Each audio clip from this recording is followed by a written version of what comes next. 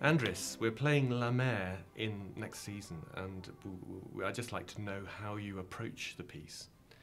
This piece, La Mer, which you know already the title, it gives you such a lot of fantasy. It's the sea, so the sea can be, you know, the small waves, big waves, the storm, or the silence, or the the very silent sea. And then I think about the sea as a metaphor.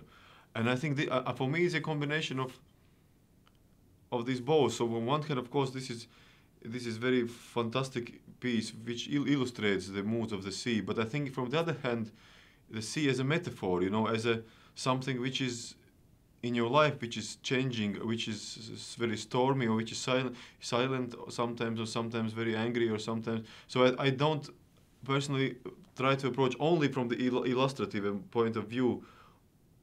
And it's very difficult exactly what Debussy thought, because I've read some things that he thought of the sea more as a metaphor, as the sea itself. And of course, from the other hand, it is really a sea, because it's Impressionism, and it really shows very clearly and colorfully the sea. And I mean, what do you think, as you have played this piece? I'm sure with so many times, and of course with Simon a lot, and with other conductors, and now we played it actually 2 years ago, and now we're playing again.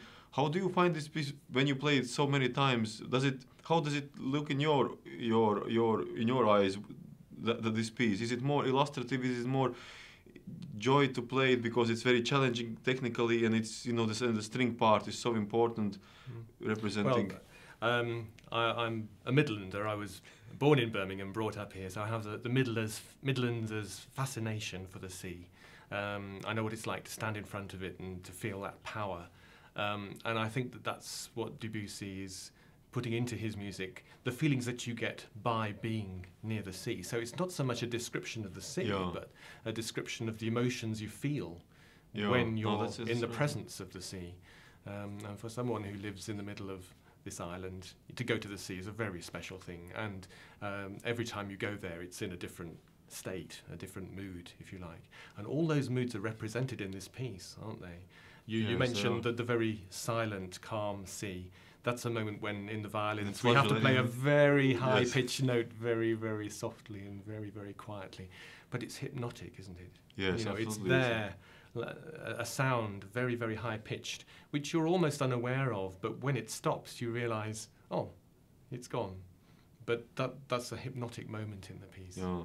No, I think you're right. I think it's actually very right that you said about, it's not a description of the sea, illustration of the sea, but it is illustration of the mood. How do you feel when you see the sea? And it's very personal. In every day, I know with me it can be, every day can be very different in a rehearsal, in the concerts. But I think the sea is never the same twice again. When you come next day, you have a different feeling about that. It's in a different state. The sea is a different state. And there are those moments, especially in the last movement, the dialogue of the wind and the sea.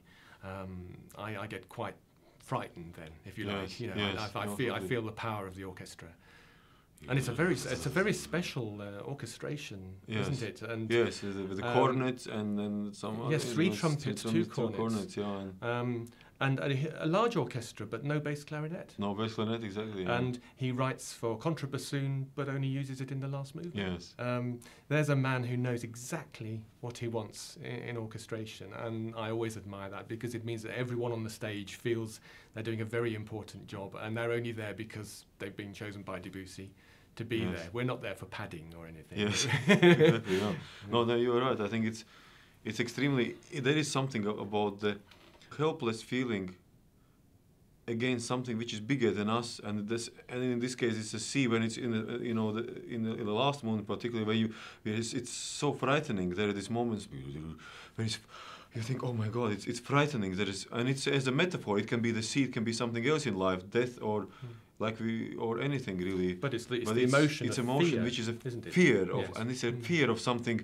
Maybe the fear of something which will come, and not necessarily, but we are still afraid of something. It's like me afraid of flying. I don't know whether I'm going to crash, but I still have the fear. It might not happen, but I still have the fear. I think the same in the beginning of Last Moment. This is the fear. And it is so strong and of course Debussy, he knew exactly how he instrumented, and I think it's in a way it's like Rite of Spring. The people say it's a Bible for composers for instrumentation. I think Debussy, I think La Mer is in a way also one of the chapters of the Bible, yes. how to instrument it. Well, they do say that John Williams was possibly influenced in Jaws. By the opening of that last movement. Yes. Because he makes the orchestra sounds like a beast, doesn't yes. he? You know? Yes. So it's three bassoons and contrabassoon. Yes.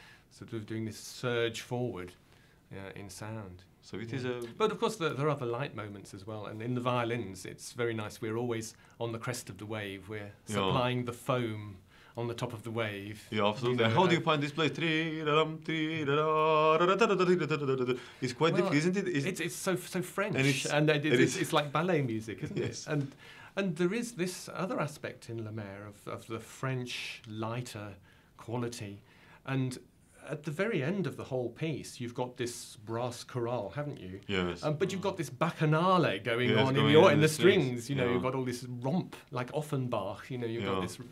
Romping music, skipping and dancing. Yeah, so there's many aspects to the piece. I think it's both the piece where you enjoy playing and also enjoy listening, because there are some pieces where it's a hard work to play and listener is enjoying it, but to play it's a hard work. But I think this is one of the pieces where you actually enjoy during the playing as well, although you don't hear it from the complete picture. But it's a joy to play, even though, and as well as joy for audience.